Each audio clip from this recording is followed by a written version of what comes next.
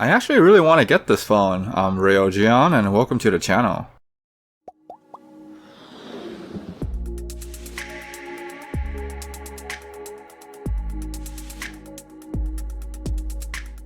The specs are great. It's the Snapdragon X65, which is a high-end chipset.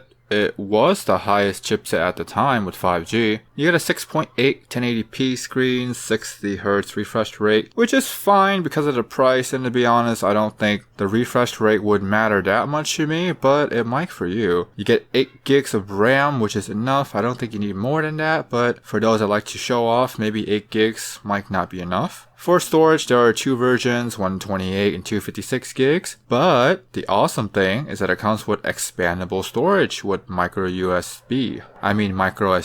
This is great for those that like to expand storage with the micro SD cards. For the weight, this phone is listed at 213 grams, which is definitely on the thick with a couple C's. This is more than my Note 9 at 201 grams, which kinda sucks because I was hoping to get a lighter phone. The storage speed is UFS 2.1, so this is on the slower side. I don't know if that matters, but I figured I'd mention that. There are loud stereo speakers since it's an LG device. Sound does matter. There's a headphone jack, which is really nice for those that have high-end wired headphones. You also get under-display fingerprint scanner, but I think it's pretty common now.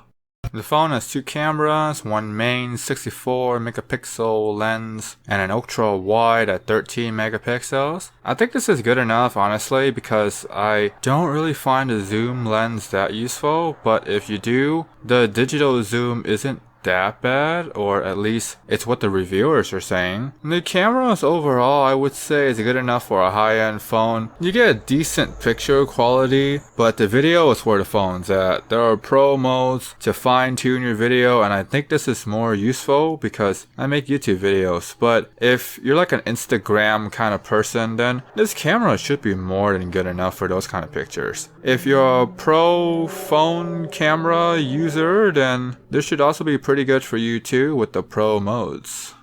This phone has a sweet 5000 mAh battery, which is good with quick charge 4.0 plus. Now, I'm not sure about the quick charge part of the phone because I'm one of those people that just charge their phone at night and call it a day. For the battery, I like the size and the Snapdragon 856 or 865, and it's a 1080p screen, so there's wireless charging, which is nice for those that forget to bring the charger. I did not see reverse charging, but honestly, I don't care. I don't think there's value there, but if you do, comment down below and let me know.